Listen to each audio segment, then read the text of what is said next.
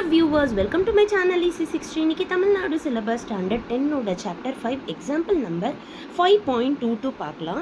Find the equation of the line. Equation of the line கண்டுபிடிக்க போகிறோம். Passing through the point, இந்த point வழியாக தான் பாஸ் ஆகுது அப்படின்னு சொல்லியிருக்காங்க. அப்போது இது உங்களுக்கு ஒரு பாயிண்ட்டு, இந்த பாயிண்ட்டை ஏன்னு வேற கொடுத்துருக்காங்க. இதை நம்ம x1 y1 அப்படின்னு நேம் பண்ணிக்கலாம். ஓகேவா?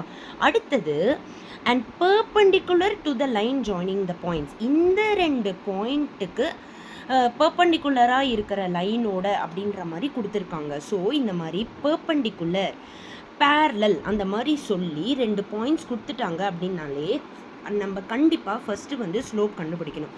இப்போது மொத்தம் 3 பாயிண்ட்ஸ் இருக்கா, 3 பாயிண்ட்டுக்குமே ஏபிசி அப்படின்னு பேர் வச்சுடுறோம். இந்த பாயிண்ட்டை நீங்கள் எதுவும் பண்ணக்கூடாது, ஏன்னா பாசிங் த்ரூ திஸ் பாயிண்ட்டுன்னு சொல்லியிருக்காங்க. இது அப்படியே தனியாக ஒதுக்கி வச்சுக்கோங்க.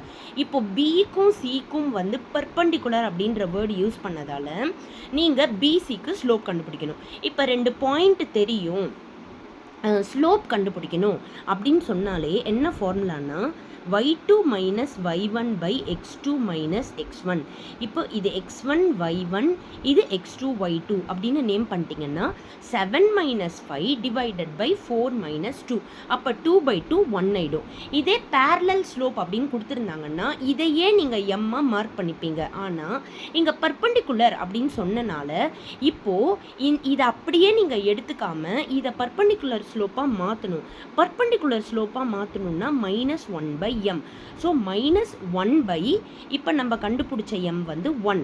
அப்போ உங்களுக்கு -1 வந்துடும். அப்போது உங்களோட பர்பண்டிகுலர் ஸ்லோப் என்ன ஆயிடுது, m -1 ஆயிடுது.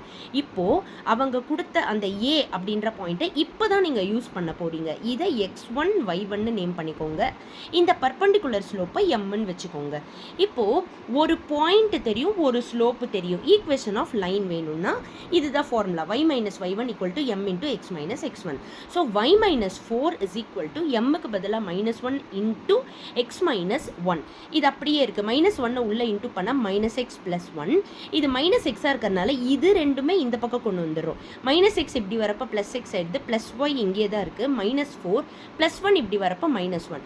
ஸோ -4ம் -1ம் சேர்ந்து -5 மாறிடும். இதுதான் required equation of line. So perpendicular, parallel அப்படிலாம் கொடுத்துருந்தாங்கன்னா ஸ்லோப் கண்டுபிடிக்கணும். அதை மறந்துடாதீங்க. Thank you viewers.